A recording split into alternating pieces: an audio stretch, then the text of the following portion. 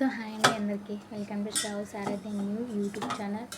So నేనైతే ఈరోజు first time cooking video అయితే పెట్టబోతున్నాను. సో ఆ రెసిపీ ఏంటంటే చపాతీ విత్ ఆలూ కర్రీ.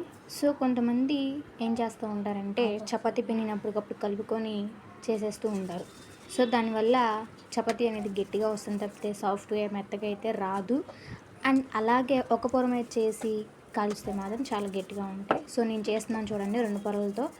అలా 2 పొరలతో చేస్తే మాత్రమే మీకు మెత్తగా అనేది వస్తుంది. చాలామంది మెత్తగా రాలేదని చెప్పేసి చాలా పాపం సఫర్తో ఉంటారు కదా.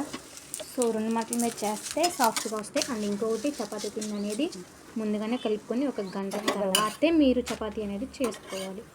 అప్పటికప్పుడు కలుపుకుంటే మాత్రం చపాతీ అనేది చాలా గట్టిగా వస్తుంది.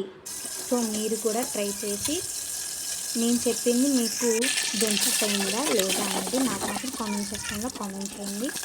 సో ఈ కుర్మా అనేది కూడా చూపిస్తున్నాను. సో ఈ విధంగా చేయండి. సో పసుపు అనేది మాత్రం మీరు బంగాళదుంప వేసిన తర్వాత వేస్తే మాత్రం పసుపు స్మెల్ వస్తుంది. అలా కాకుండా ఉల్లిపాయలు వేసిన తర్వాత వేస్తేనే మీకు పసుపు స్మెల్ అనేది రాదు.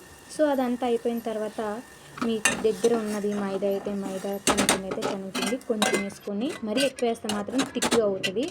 పలుచగా కావాలంటే కొంచెం వేసుకోండి. సో ఓకేనా, ఇలా తిని చూడండి. So thank you for watching. ఎలా ఉందో మీరు చేసి నాకు కామెంట్ సెక్షన్లో పెట్టండి.